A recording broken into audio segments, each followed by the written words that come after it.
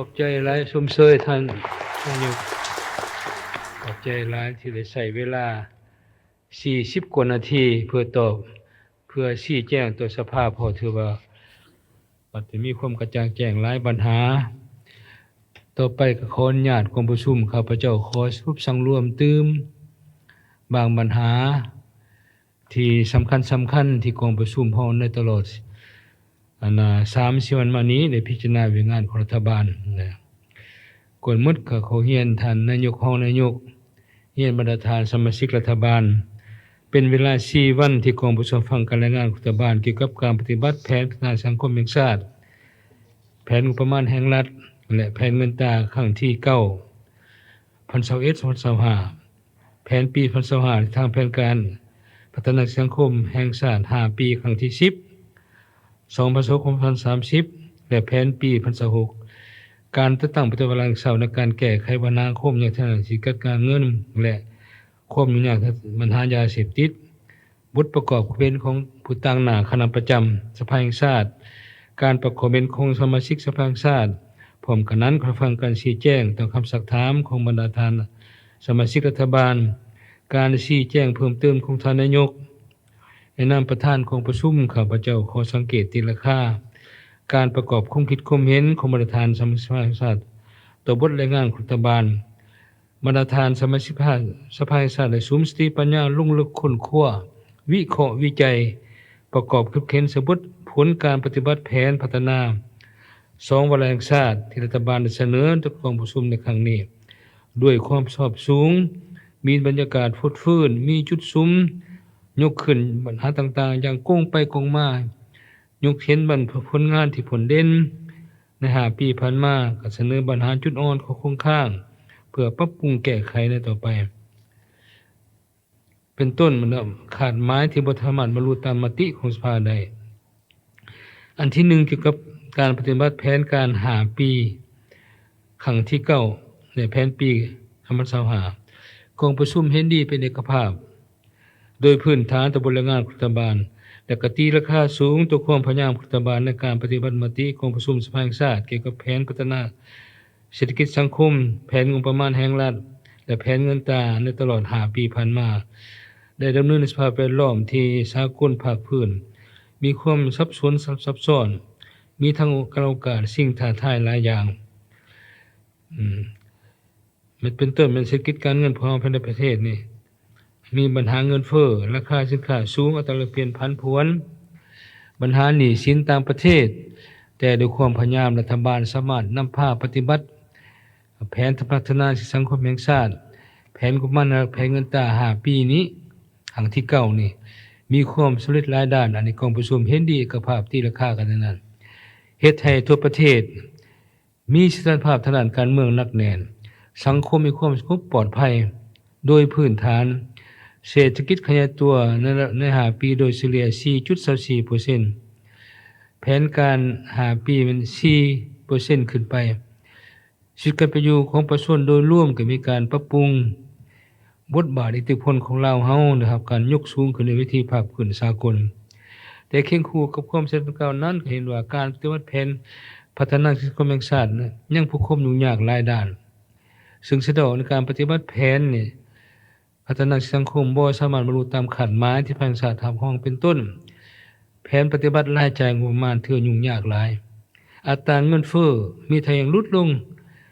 แต่ว่าสภาพเป็นอยู่ของประชาชนทหารตำรวจพนักงานทั่วไปยังสืบต่อมีความยุ่งยากราคาสินค้าบางรายการที่จำเป็นต่อการดำรงชีวิตเป็นต้นน้ำมันเชื้อไฟข้าวอาหารยังมีราคาสูงการผลิตสินค้าการผลิตทดแทนนำเข้านี้ยังบ่ทันเป็นขบวนการส่งออกยังบ่ทัน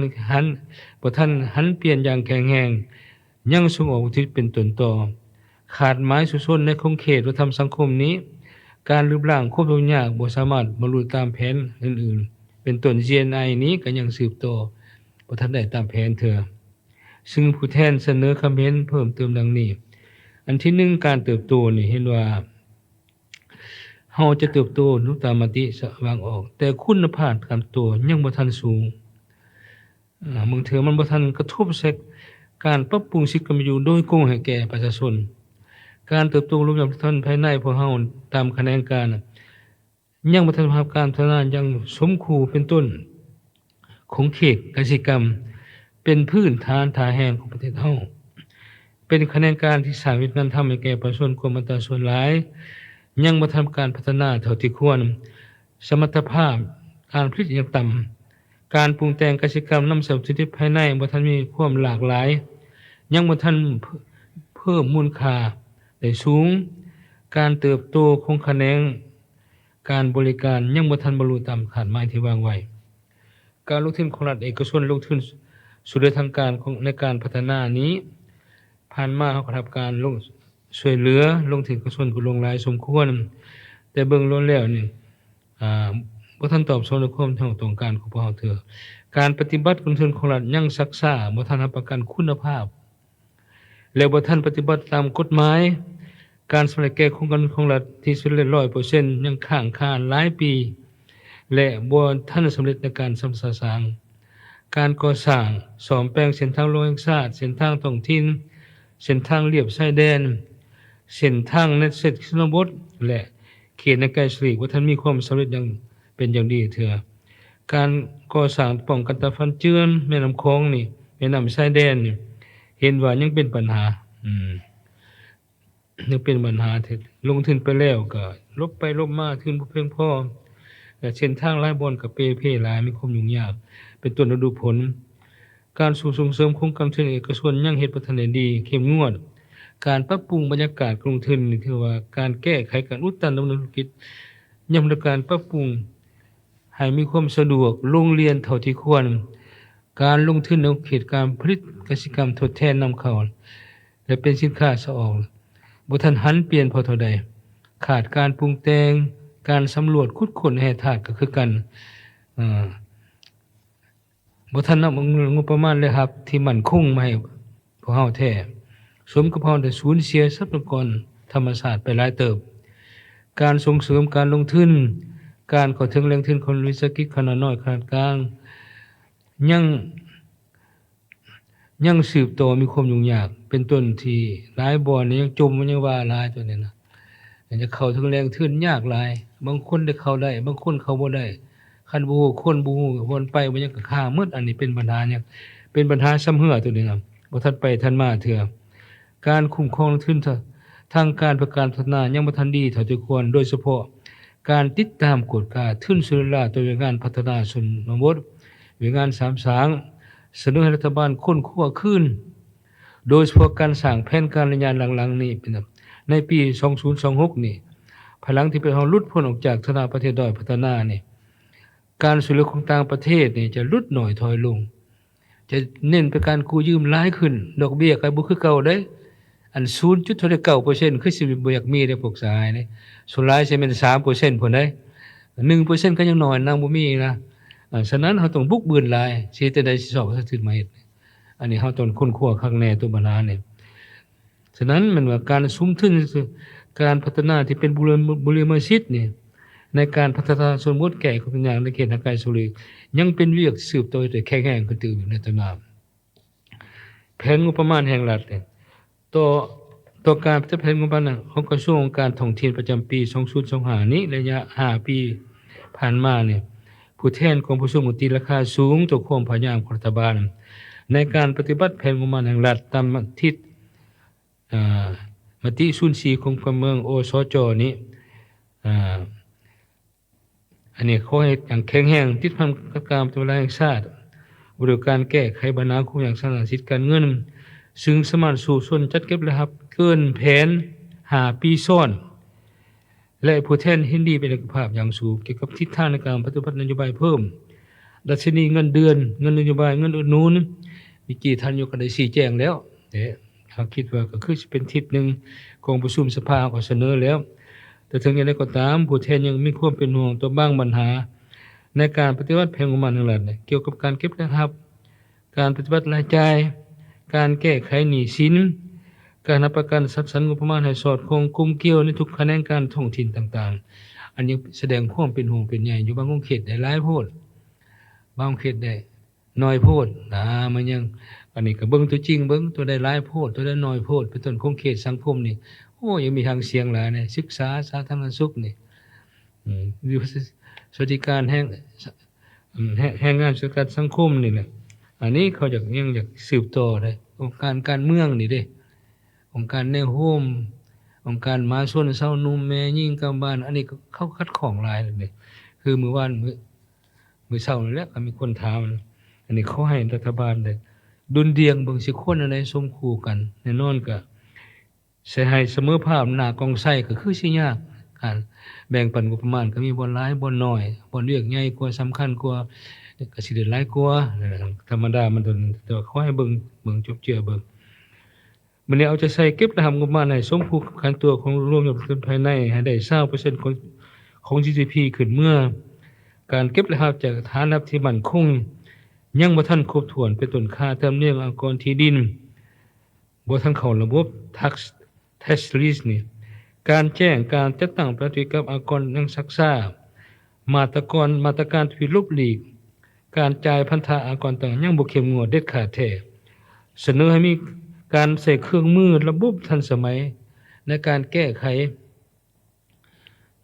ในการเก็บรำอยู่ทุกขณะการคุ้มครองรายจ่ายเป็นระบบครบสุดร่วมศูนย์สมันเชื่อมต่อกับทุกขณะการได้การเก็บรำจากทรัพยากรธรรมชาติยังมีช่องว่างหลายโดยเฉพาะการยกเว้นก็หลายอันใดเป็นนโยบายต่างๆก็หลายเป็นต้นยกเว้นภาษีอากรดังกล่าวเฮ็ดให้รัฐสูญเสียรายรับอย่างมหาศาลเฮ็ดให้กฎหมายที่กำบ่มีความศักดิ์สิทธิ์ดังนั้นเสนอให้พิจารณาละเอียดตื้มสังสาตื้มว่าในตัวหน้าเฮาสิว่านั่นได้การยกเว้นนี่มื้อวานมื้อก่อนสายฮอดนายกเฉลิมชัยก็ยกขึ้นแล้วการปัญหานี่ขอให้สืบต่อค้นคว้าเบิ่งระหว่างคณะประจำสภากับคณะรัฐบาลสิว่ากันจังได๋อันใดควรยกเว้นอันใดบ่ควรยกเว้นโครงการชนิดใดระดับใดใหญ่ส่ำใดอันนี้เฮาก็ควรได้ค้นคว้าเป็นมาตรฐานหนึ่งกำหนดให้มันแจ้งตื้มเพื่อรับประกันเฮามีงบประมาณใช้จ่ายเพราะเฮายากแล้วเด้สภาพปัจจุบันเลยหนี้สินก็ต้องชำระแล้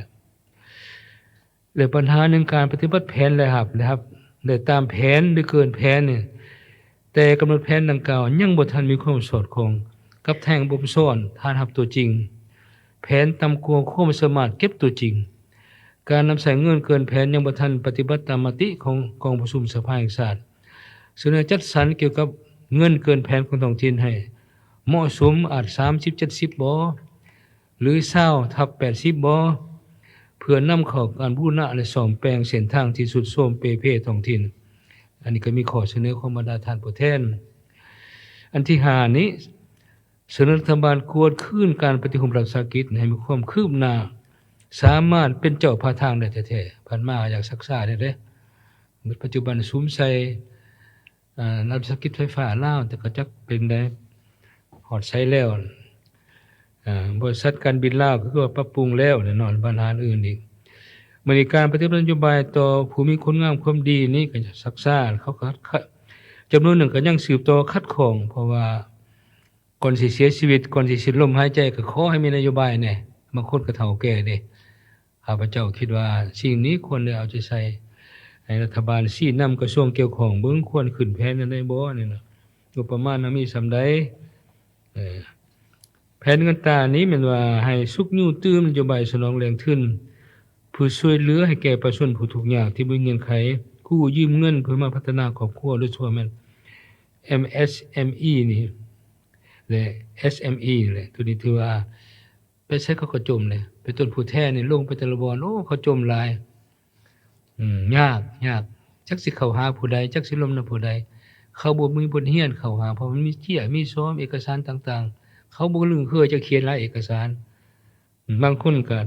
หนังสือก็ฮู้บ่เก่งแน่ถือก็ค่าแน่ก็เอาเซาะบ่เป็นแน่กับเจ้าหน้าที่ธนาคาร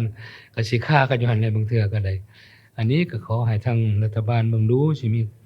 รูปแบบใดวิธีใดเพื่อให้บางเทื่อธนาคารเฮาพนักงานจำนวนหนึงก็จะท่าทีวางตัวยังก็สูงแน่ประชาชนก็บ่กล้าไปหาก็สิมีส่วนตัวนี้ข้าพเจ้าขอให้ตัวนี้อยากให้เบิ่งคืนและเสนอรัฐบาลมีมาตรการสุกยู่การถือบัญชีชำระเงินตราผ่านระบบธนาคารของรัฐของนักลงทุนนี่ให้มีความเข้มงวดขึ้นตึม การคุ้มครองอัตราเงินเฟ้ออยู่ในความคงที่แล้วแต่ราคาสินค้ายังสูงอยู่ฉันค่อยกวดขึ้นนั่นแน่ๆเมื่อกี้นี่ทางรัฐมนตรีกระทรวงการค้าก็ได้ตอบแล้วปัญหาเรื่องเศรษฐกิจนอกระบบตะกองประชุมเขาก็ว่าอันนั้นก็ตามข้าพเจ้าเห็นว่าเศรษฐกิจนอกระบบนี่อาจจะมีเหตุผลหนึ่งเกิดมาจากระบบการคุ้มครองเศรษฐกิจชายแดนทั้งบ่ทันแน่นเถื่อบรรดาสินค้าผ่านตัวนี้จักเปอร์เซ็นต์ก็บ่ได้ฮู้เลยคนตีราคาเบิ่งว่าเศรษฐกิจนอกระบบที่ผ่านชายแดนเฮาต่างๆนี่มันเปอร์เซ็นต์ปริมาณหลายปานใดจักเปอร์เซ็นต์นั่นแหละแล้วเสียภาษีหลายปานใดตีราคาตัวนี้ก่อนนะฉะนั้นขอให้เบิ่งคืนปัญหาในตึงและเสนอรัฐบาลพิจารณาคืนเกี่ยวกับการเสนอตัดบรรดา6ขาดหมายของเวียกงานเงินตานี้ออกจากมติสภานี่บรรดาตัวชีวัตแผนเงินตาใน5ปีต่อหน้าต้องชัดเจนตืมโดยเฉพาะเห็นดีให้กำหนด3ตัวชีวัตระบุไว้แล้วแต่เสนอให้ระบุตืมตัวชีวัตด้านอัตราแลกเปลี่ยนและการลูกคุ้มครองรับจากการสอบเข้าตืมอีกอันนี้ขอให้พิจารณาตืมอันนี้ก็มีความสำคัญหลายต่อแขนงเศรษฐกิจของเขตอุตสาหกรรมการค้าและพลังงานบ่อแห่คนขั้วปรับปรุงโครงประกอบเศรษฐกิจในแขนงอุตสาหกรรมปรุงแต่งให้มีความเข้มแข็งสูงใส่การปรุงแต่งภายในหลายขึ้นเพื่อนำใช้ทรัพยากรธรรมชาติที่มีอยู่นั้นให้เป็นประโยชน์ทั้งเป็นการสร้างคุณค่าแก่การผลิตน้ำมันสูงขึ้นบรรดาโครงการขุดค้นแร่ธาตุแบบทดลองที่รัฐบาลคือคณะกรรมการของที่ได้อนุมัติระยะผ่านมานั้นเห็นว่ามีจำนวนหลายโพดแล้วและมันก็ส่งผลกระทบต่อสิ่งแวดล้อมสังคมหายแห้งพอสมควรแล้วเป็นต้นเส้นธรรมชาติเส้นทางเปเพหลายสมควรแล้วเพราะว่าเฮาค้นน้ำหนักเกินไปอันนี้มันกองประชุมเท่าใดก็ยกขึ้นสมาชิกสภาและเสนอให้รัฐบาลกวดคืนซะประเมินคืนในการอนุมัติโครงการขุดค้นแร่นี่มาฮอดปัจจุบันเพียงพอหรือบ่หรือสิต่อเปิดกว้างอีกควรจะหยุดเซาอนุมัติหรือสืบต่ออนุมัติคนขั้วคนเพิ่มขุดค้นเพิ่มจากโครงการควรส่วนไว้ให้ลูกหลานเฮาภายหน้าจากโครงการอันนี้ควรคิดไว้ตามจิตใจของประชุมส่วนใหญ่นี่บ้าคันพอได้อยากให้หยุดๆจักหน่อยก่อนได้ประเมินคืนก่อนสืบต่อเฮ็ดบ่หรือบ่เฮ็ดให้เลือกเฟรนนักกิจลงทุนที่มีทุนแท้มีเทคนิคแท้เป็นมืออาชีพแท้มาเฮ็ดมันจึงบ่เสียหายนับทั้งคนต่างประเทศนี่แหละบ่แต่คนลาวนะคนต่างประเทศก็เอามาได้เลยเห็นตัวนี้ขอให้ทางรัฐบาลและคนขั้วตื่มคงเขตกสิกรรมส่งเสริมสิ่งแวดล้อมเสนอสุขยู่ส่งเสริมกิจกรรมให้แข็งแรงโดยยกสมรรถภาพการผลิตปัจจัยการผลิตเทคนิควิชาการโครงร่างพื้นฐานการสร้างกลุ่มประชากรการผลิตและสนองสินเชื่อ SME ที่มีดอกเบี้ยผ่อนผันสมเหตุสมผลให้แก่ชาวเกษตรกรเข้าในการผลิตให้หลายขึ้นการแสวงหาตลาดให้แก่การผลิตมีนโยบายมาตรการในการช่วยเหลือฟื้นฟูพื้นที่ทำการผลิตของประชาชนที่รับผลกระทบจากภัยธรรมชาติโดยหลายรูปการเพื่อปรับปรุงสิ่งเป็นอยู่ของเขาเจ้าให้มีการหันเปลี่ยนดีขึ้นและเป็นต้นเขตผลิตนี้ก็ขอให้เบิ่งขึ้นใหม่สภาพห้องและเขตผลิตแต่ว่าบางบ่อน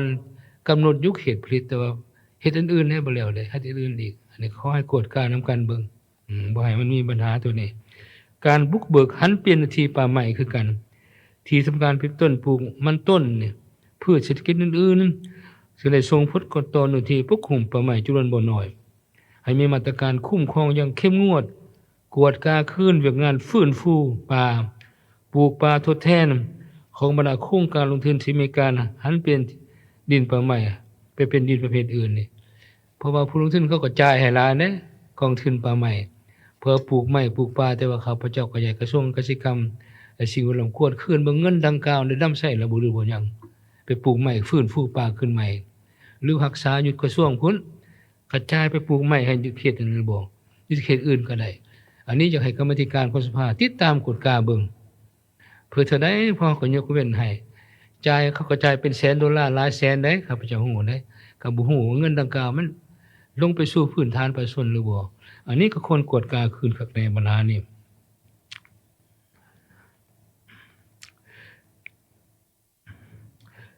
และก็เสนอให้คนขั้วคืนเบิ่ง กำหนดตัวเลขขาดหมายขึ้นทะเบียนออกใบตาดินนี่สอดคล้องหรือยังในการปฏิบัติตัวจริงอยู่ท้องถิ่นดินทั้งหมดที่ขึ้นทะเบียนได้ประเมินหรือบ่คักแน่หรือบ่เพื่อบ่ให้มีความผิดพลาดอีกอันนี้ควรเฮ็ดตัวนี้นะคันบ่ประเมินไปออกดินซื่อๆโอ้ก็ยุ่งยากเด้ตัวนี้เด้ให้กวดขึ้นอัตราค่าธรรมเนียมการบริการในงานดังกล่าวยังมีราคาสูงกว่านิติกรรมกำหนดเนี่ยอันนี้ให้เบิ่งขึ้นใหม่บางเทื่อก็นำใช้หลายกำลังแห้งรัฐเฮ็ดบ่หมดก็คนคั่วเบิ่งเอกชนพอได้เขาสนใจมาเฮ็ดก็คนคั่วเบิ่งนั่นแหละเนาะเผื่อมันไวขึ้นมันมีกำลังแห้งขึ้นอันนี้เขาคือว่าให้ประชาชนชุมชนเข้าร่วมตื่มบ่นี่เขาคนคั่วเบิ่งการคุ้มครองโครงการลงทุนของรัฐนี่โครงการลงทุนติดพันธุ์งานเซาสัมปทานดินแดนยังบ่ทันมีความเอกภาพกันการมีความชอบบ่ทันจะทันแจ้งเฮ็ดพอไผพอลาวหลายโครงการยังบ่ทันได้มีการขึ้นทะเบียนนำใช้ที่ดินบางโครงการมีข้อขัดแย้งที่ดินแต่บ่มีการแก้ไขแบบเด็ดขาดบางโครงการได้รับแจ้งยุติกิจการแต่ก็ยังดำเนินงานเป็นปกติโครงการได้รับอนุญาต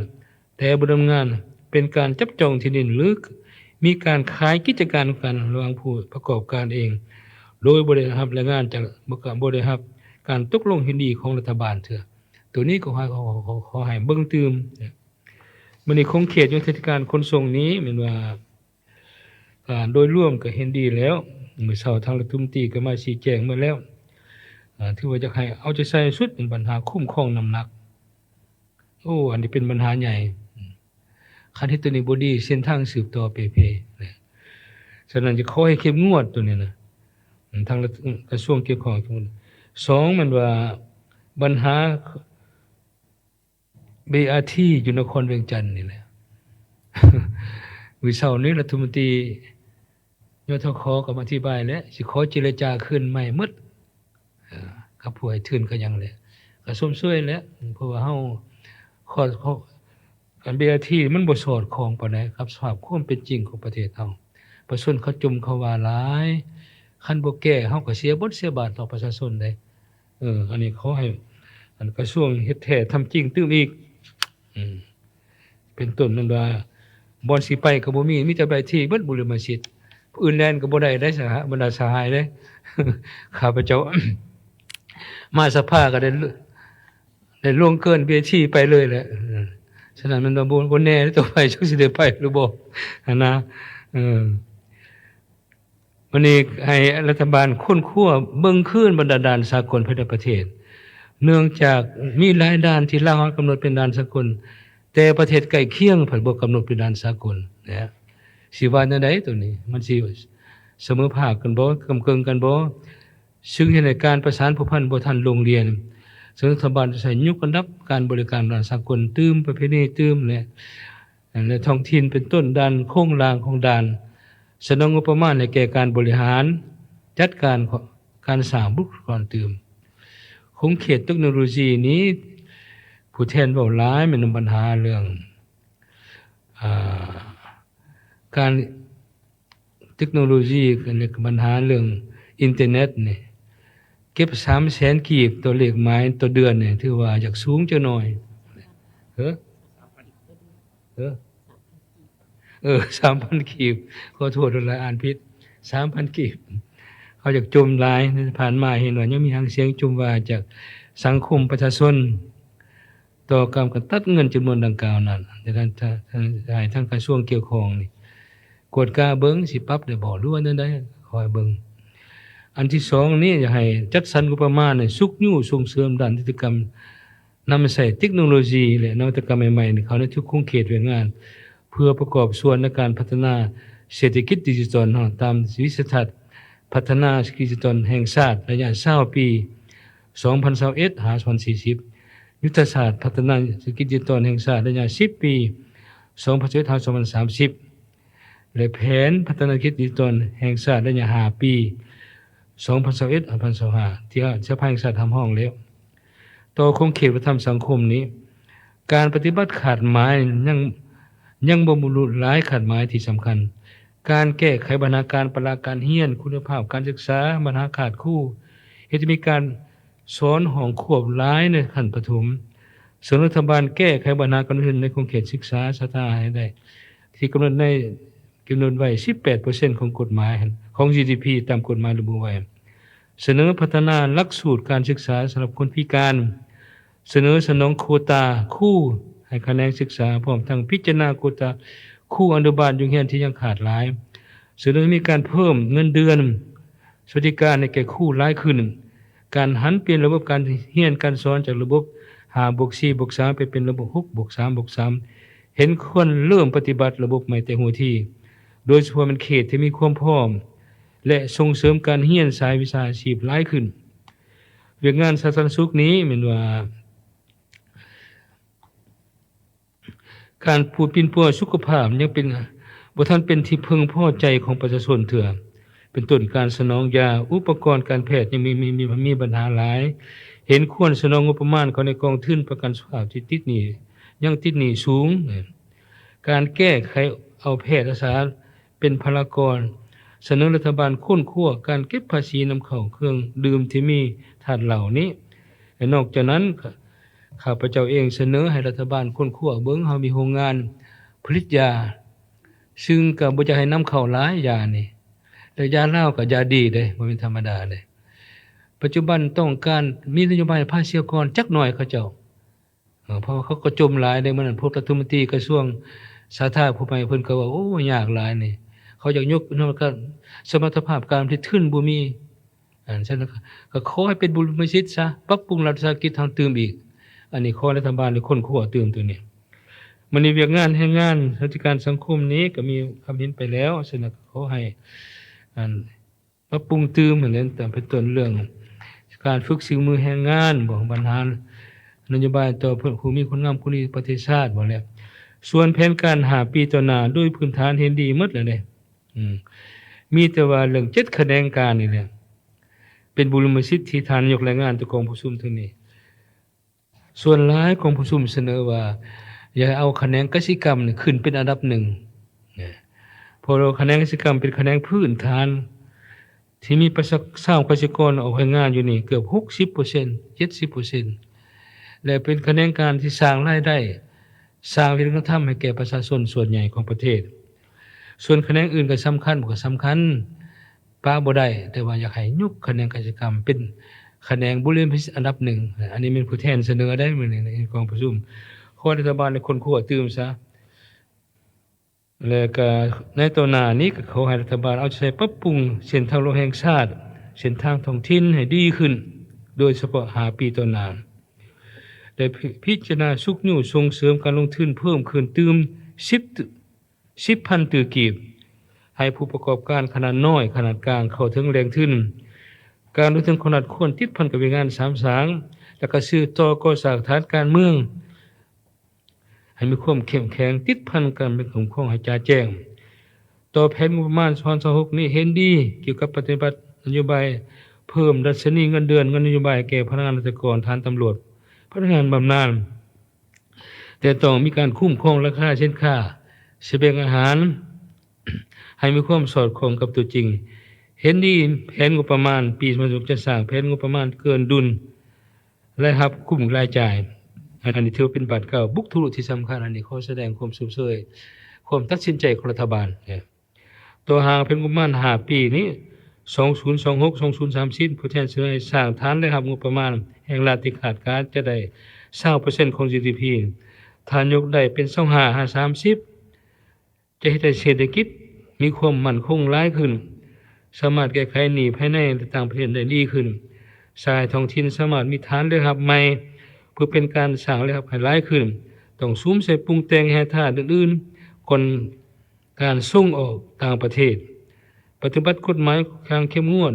และควรลดผ่อนการยกเว้นภาษีอากรคือข้าพเจ้ายกแล้วส่วนปัญหาการแก้ไขปัญหายาเสพติดโดยร่วมของประชุมเห็นดีต่อการเสนอของท่านรองนายกวิไลหลาคำฟ้องนั้นมีแต่เพิ่มที่การโฆษณากฎหมายตามกฎหมายทั่วถึงตืมลึกซึ้งตืมก็เฮ็ดให้มันแข็งแรงกว่าเก่าแก้ไขปัญหาจุดอ่อนในปีผ่านมาแต่คนคั่วการสร้างปรับปรุงนิติกรรมใต้กฎหมายให้หัดกุมกว่าเก่าในการแก้ไขปัญหายาเสพติด และการสร้างศูนย์บำบัดสร้างให้ผู้นักโทษนี่มีการออกให้งานมีรายได้ตัวเองอันนี้ก็มีแล้วตัวแบบคือแขวงเวียงจันทน์เนี่ยเพิ่นเฮ็ดดีเด้มีการปลูกการเลี้ยงบ่ให้เขาขังซื่อๆอยู่ในคุกกันมันก็ยากเด้เจ็บเป็นก็ตายซื่อๆบางคนก็ได้ฉันขอให้มีการกำกับให้เขาปลูกเขาเลี้ยงฉะนั้นข้าพเจ้าคิดว่าคนระดมนักลงทุนลาวก่อนให้เขาเป็นผู้ลงทุนเก็บซื้ออันใดที่เขามีตลาดแล้วเพื่อส่งไปต่างประเทศอันนี้จะเป็นท่าแห่งใหญ่เลยพวกสหายได้คนเป็นแสนๆไปกักขังนั่นได้สิอันคันนั้นคันจัดสรรออกให้งานได้โอ้เขาจะมีรายรับดีเลยตัวนี้อันนี้ขอให้รัฐบาลและคนหัวเบิ่งมันต่อไปนี้มันก็เอาใจใส่สร้างความเข้มแข็งสมันครอบครัวชุมชนในการต้านยาเสพติดสร้างบ้านโรงเรียนสถาบันปลอดยาเสพติดให้กว้างขวางและมีจำนวนเพิ่มขึ้นทั้งหมดนั้นเป็นปัญหาที่ข้าพเจ้าอยากขอสรุปสังรวมบรรดาคำคิดคำเห็นความเป็นห่วงเป็นใยของประธานผู้แทนของประชุมต่อเวียงานรัฐบาลในตลอด4วันผ่านมาก็หวังว่าคณะรัฐบาลจะนำปัญหาดังกล่าวนี้ไปคุ้นคว้าพิจารณานับทางการและขอบใจตัวท่านนายกรัฐมนตรี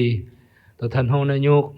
ตัวบรรดาท่านรัฐมนตรีต่างๆแต่เสียสละเวลาอันมีค่าขึ้นมาชี้แจงอธิบายให้แก่กองประชุมถือนี้อย่างมีประโยชน์อย่างยิ่งต่อไปนี้ข้าพเจ้าอวยพรทุกคนขอให้มีสุขภาพเข้มแข็งแข็งแรงอายุมั่นคนยืนมีความสำเร็จในหน้าที่เวียกงานขอขอบใจ